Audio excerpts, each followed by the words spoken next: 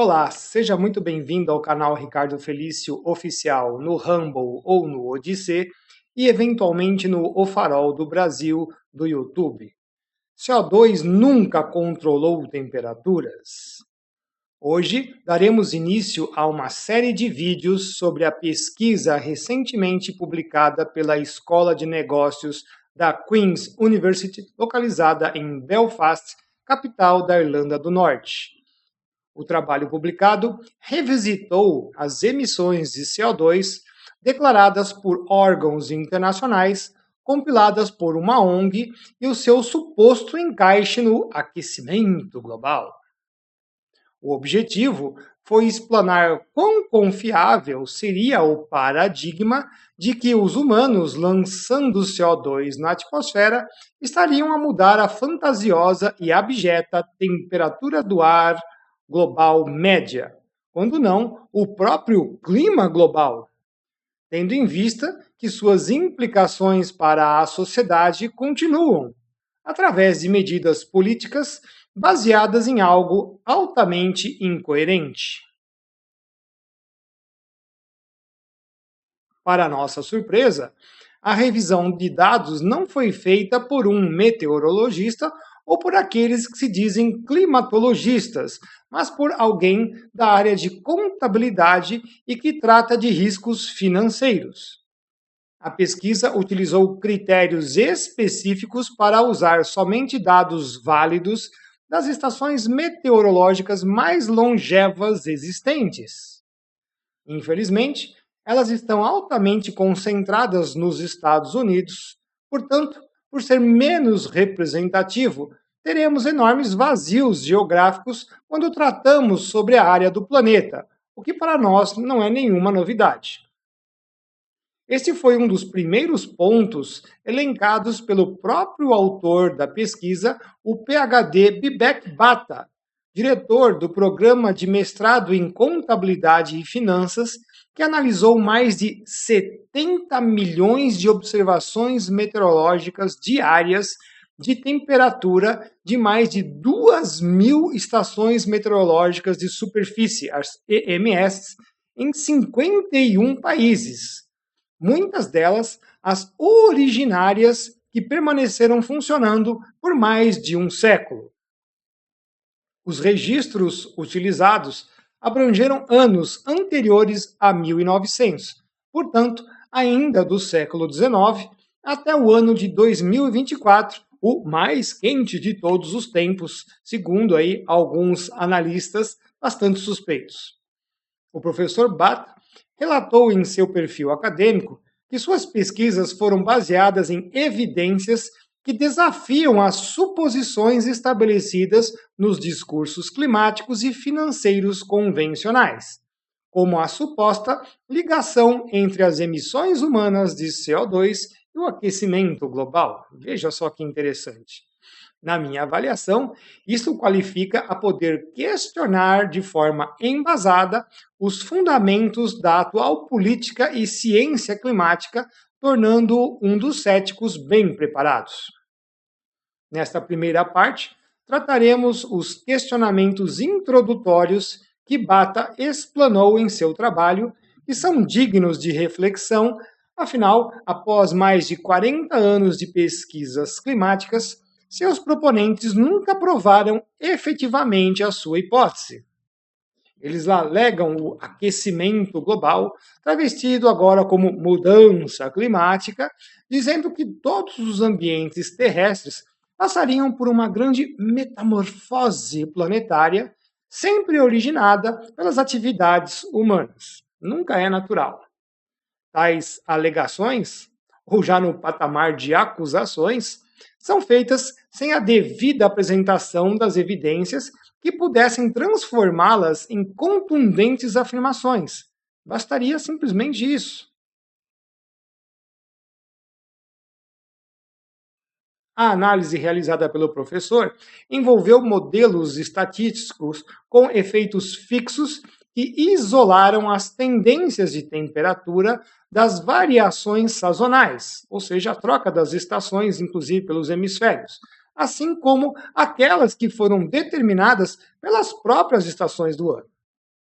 Desta forma, antes de prosseguirmos pelos meandros desse trabalho exaustivo de síntese de dados e suas explicações geográficas, podemos adiantar o valor primário encontrado quando o rigor foi afrouxado um pouquinho para incorporar algumas séries incompletas, mas com pelo menos 100 anos de dados.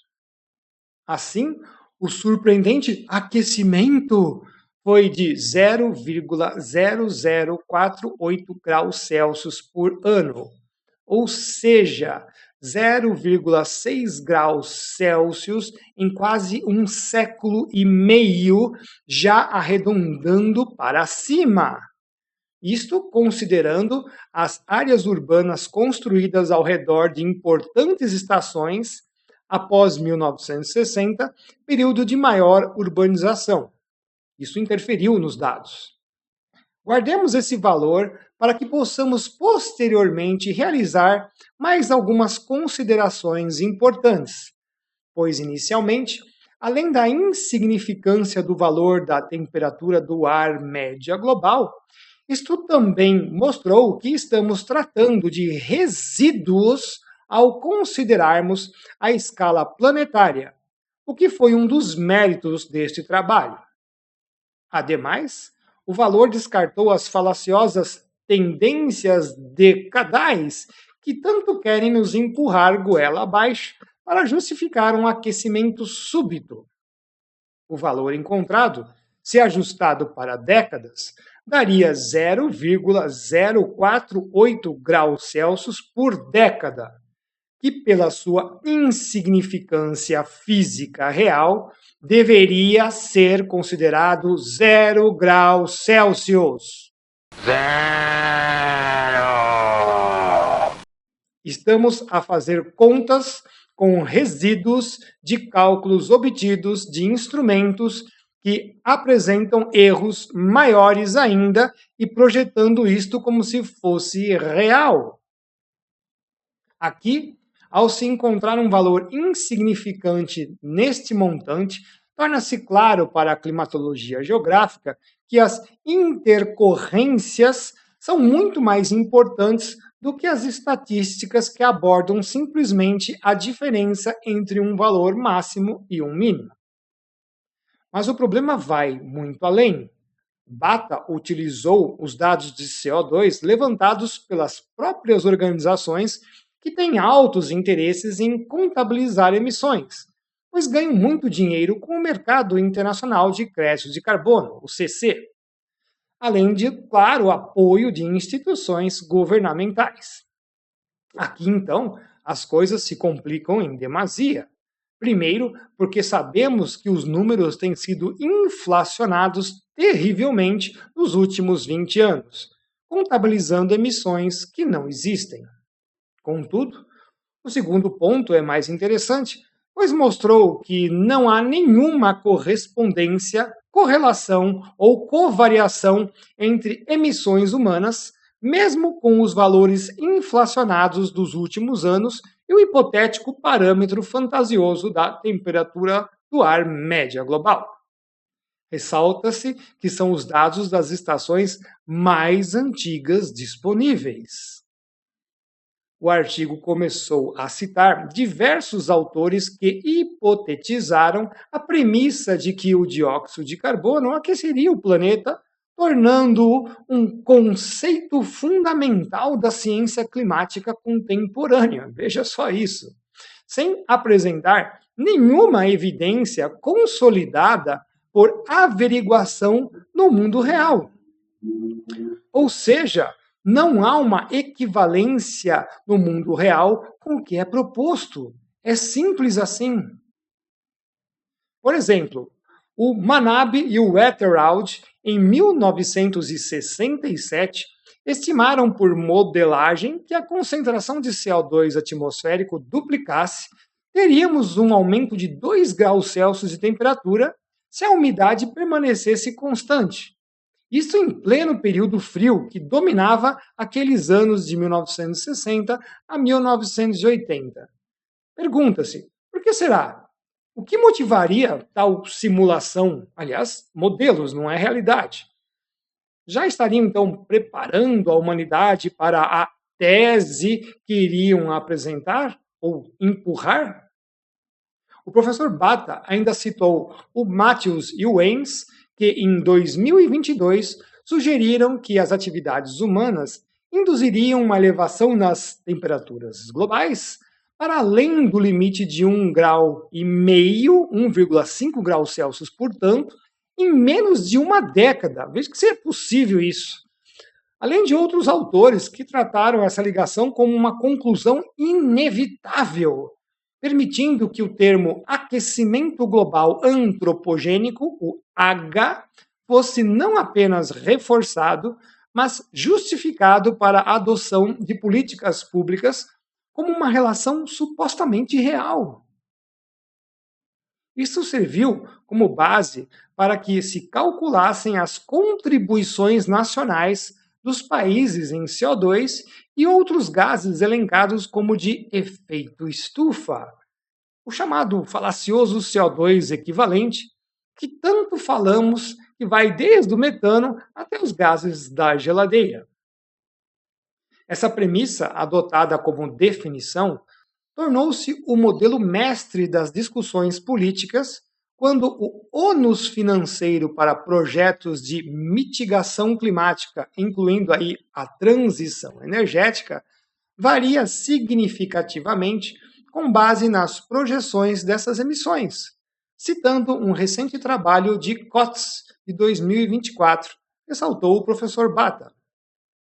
A dependência dessa relação é expressa em modelos de forças radiativas de gases do efeito estufa sobre a temperatura global, estendendo-se a outros fenômenos climáticos, presumindo, por exemplo, que a mitigação do CO2 poderia até influenciar a frequência de eventos como o El Niño, o que já torna o pressuposto um verdadeiro absurdo.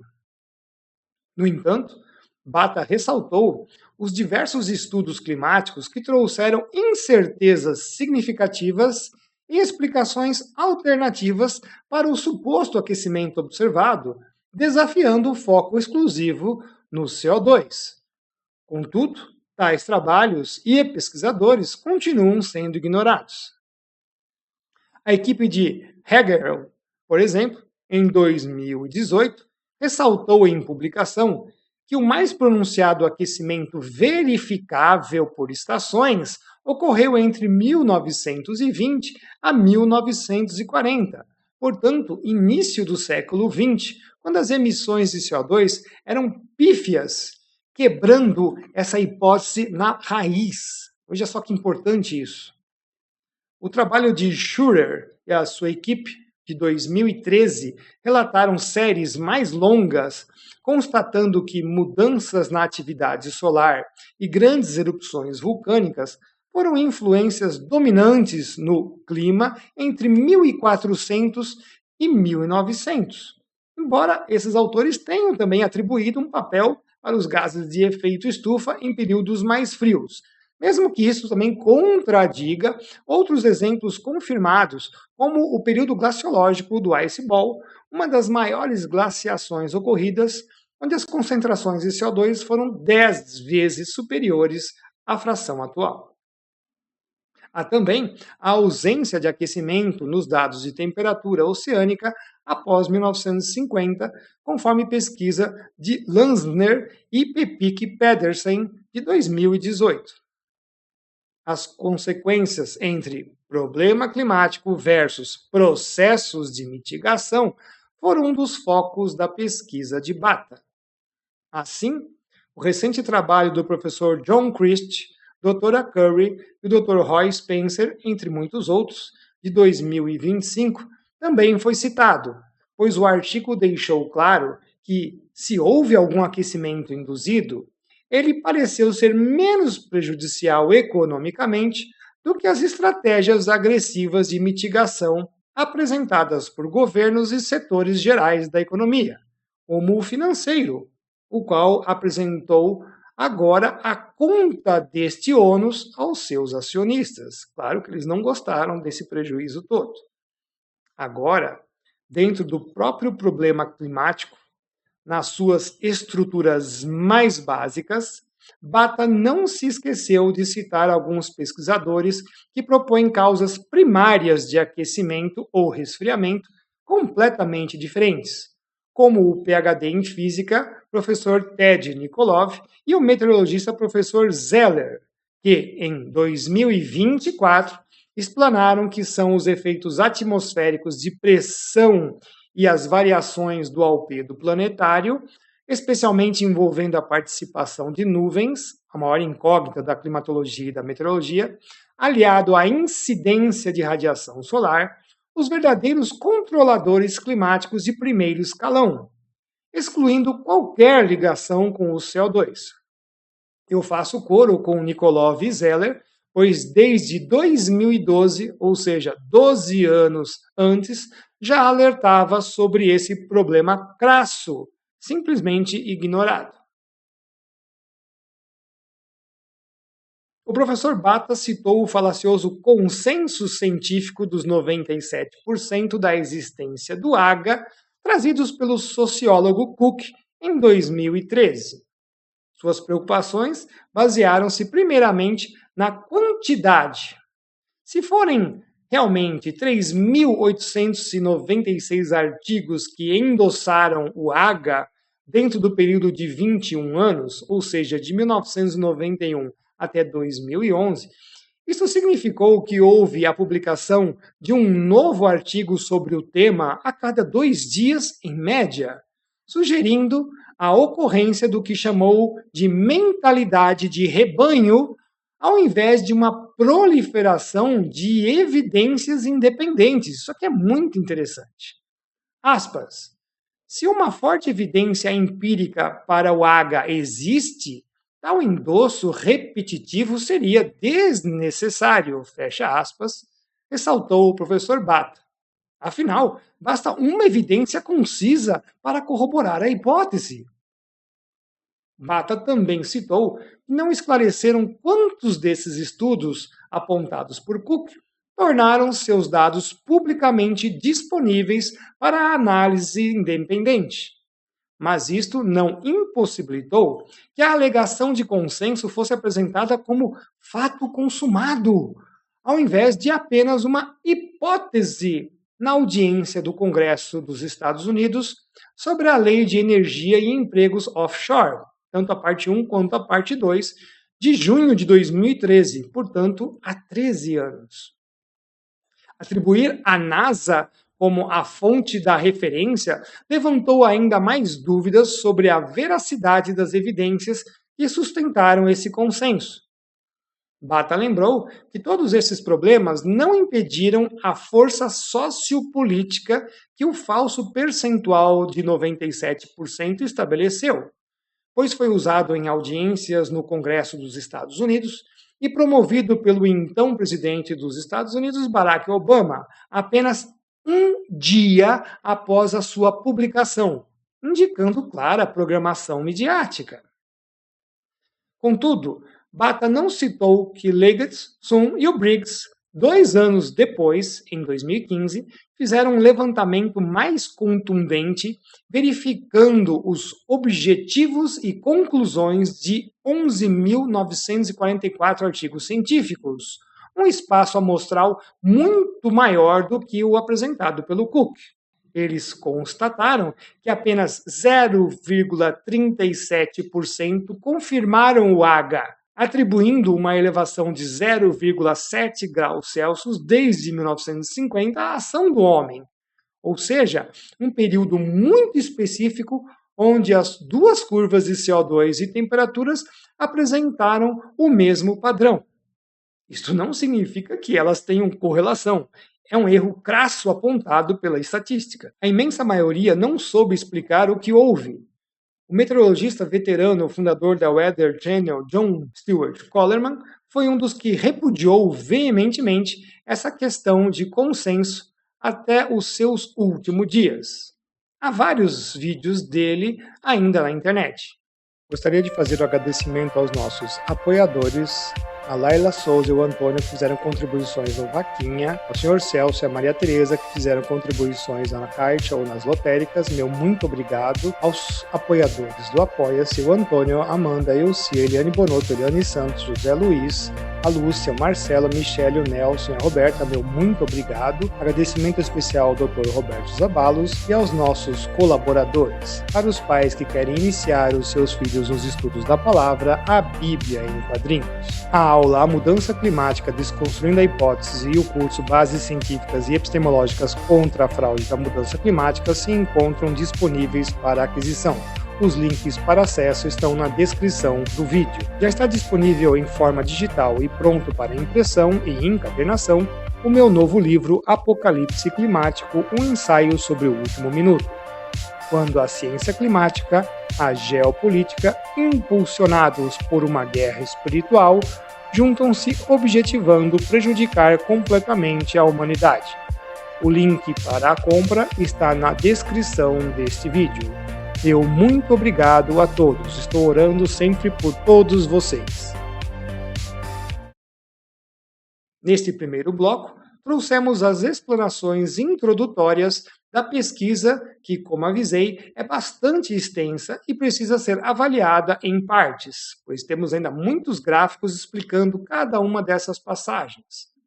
No próximo bloco, traremos a discussão dos dados, os principais resultados e algumas análises sobre eles, preparando o caminho para mostrar mais uma vez que, após mais de 40 anos, a hipótese de que o CO2 controle temperaturas no planeta e o seu clima continua sem provas que possam sustentá-la como uma tese.